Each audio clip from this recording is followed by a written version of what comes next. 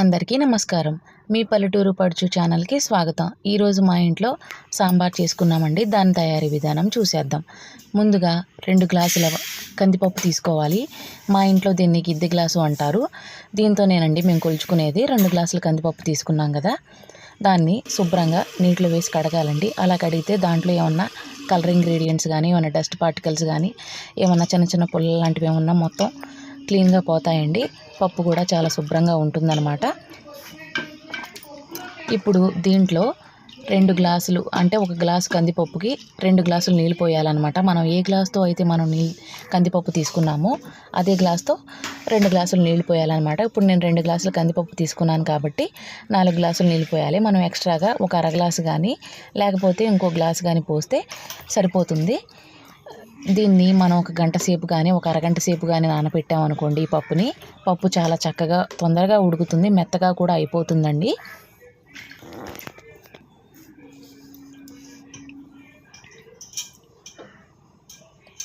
ఈ పప్పులోకి కొంచెం పసుపు, ఒక అర స్పూన్ పసుపు, కొంచెం ఆయిల్ వేసామనుకోండి, పప్పు బాగా చక్కగా ఉడుకుతుంది. దీన్ని మనం స్టవ్ మీద వెలిగించి 3 విజిల్స్ వచ్చేదాకా మనం ఉడకబెట్టాలండి. అలా 3 విజిల్స్ అయితే మనకు సరిపోతుంది. ఎందుకంటే ఉత్తిపప్పు పొయ్యి మీద పెట్టాం కాబట్టి, మనం అందులో ఏమీ వేయలేదు కాబట్టి 3 విజిల్స్ అయితే సరిపోతుంది. మనం నీళ్ళ క్వాంటిటీ కూడా తగ్గించి పోసాం కాబట్టి ఆ 3 విజిల్స్ సరిపోతాయి. ఇలా పప్పు చూడండి ఎంత బాగా మెత్తగా ఉడికిందో. దీన్ని ఇంకొంచెం మెత్తగా చేయాలంటే మనం ఇంట్లో పప్పు కూతులు అట్లాంటివి ఉంటాయి కదండి, దాంతో మెదిపితే సరిపోతుందన్నమాట. స్టవ్ మీద ఒక గిన్నెలో కొంచెం ఒక 2 స్పూన్ల ఆయిల్ వేసి, అందులో కొంచెం ఆవాలు, కొంచెం జీలకర్ర, కొంచెం మెంతులు తాలింపులో వేసి,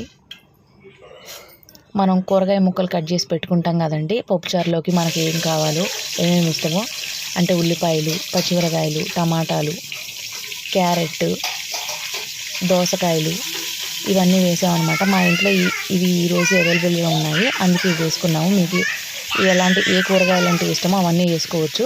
కొంతమంది ఏంటంటే వంకాయలు వేసుకుంటారు, బెండకాయలు వేసుకుంటారు, ముల్లంగి వేసుకుంటారు, తీపి గుమ్మడి వేసుకుంటారు.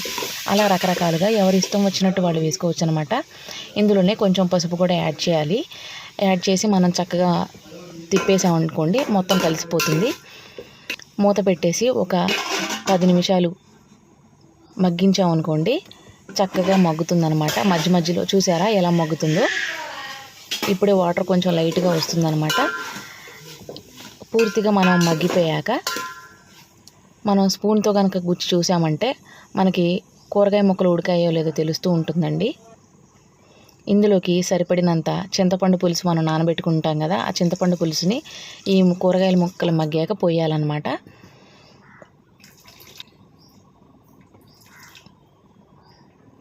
ఇలా వేసి తిప్పాలి, మొత్తం కలిపి తిప్పాలండి.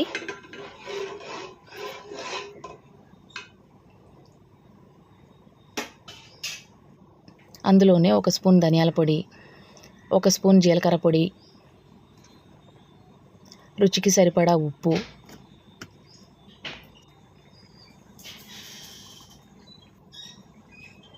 రుచికి సరిపడా కారం కూడా వేసుకోవాలండి. ఇవన్నీ వేసాక మనం కలియదిప్పాలండి. కలియదిప్పేసి మూత పెట్టేసేసి ఒక 10 నిమిషాలు ఉడకబెట్టుకున్నామంటే ఇదంతా కూడా బాగా ఉడుకుతుంది. ఆ ముక్కలకి ఆ ఫ్లేవర్స్ అన్నీ పడుతూ ఉంటాయన్నమాట. అంటే చింతపండు పులుసు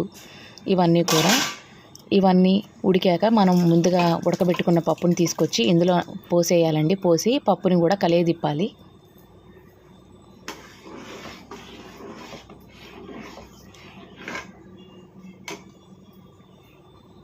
పప్పును కలియదిప్పాక అందులోకి మనం నీళ్లు పోసుకోవాలి. ఎందుకంటే పప్పు చిక్కగా ఉంటుంది కదా, మనం కొంచెం పలచన చేయడానికి నీళ్లు పోసుకోవాలి. మనకి ఎంత పలచగా కావాలి అనేది చూసుకొని మనం నీళ్లు పోసుకోవాలి. ఇదైతే పప్పు చాలా చిక్కగా ఉందన్నమాట, అందుకని ఇంకొక గ్లాసు నీళ్లు పోస్తున్నాను.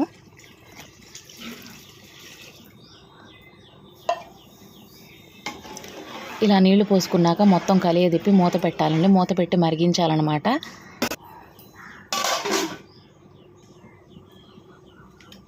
అందులోనే కొంచెం అల్లం వెల్లుల్లిపాయలు పేస్ట్ కూడా వేస్తూ ఉంటారు, 1 స్పూను. మా అత్తగారు ఇలానే చేస్తూ ఉంటారనమాట, ఎందుకంటే రుచి బాగుంటుందని. చూసారా పప్పు ఎలా మరుగుతున్నాయో చారు. ఇలా మరుగుతూ ఉండాలి. పక్కన ఇంకో ప్యాన్లో మనం ఇంగ్రీడియంట్స్ అన్నీ తీసుకోవాలన్నమాట. ఒక చిన్న ప్యాన్ తీసుకొని దాంట్లో 1 టేబుల్ స్పూన్ ఆయిల్ వేసుకోవాలి.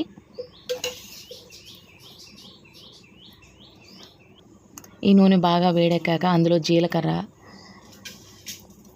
ఆవాలు, పప్పులు, కరివేపాకు, ఎండుమిరగాయలు ఇలా అన్నీ మనం తాలింపుకి ఏవైతే వేస్తామో అవన్నీ వేసి బాగా వేగనివ్వాలి. వేగితే ఆ తాలింపు సువాసన గుమాలిస్తూ వస్తుంది.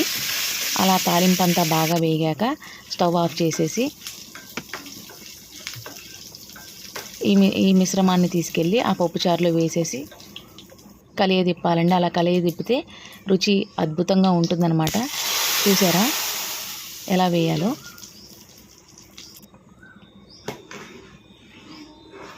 ఇంకేముంది, మా ఇంట్లో పప్పుచారు రెడీ అయిపోయింది. ఇలాంటి మరిన్ని వీడియోస్ కోసం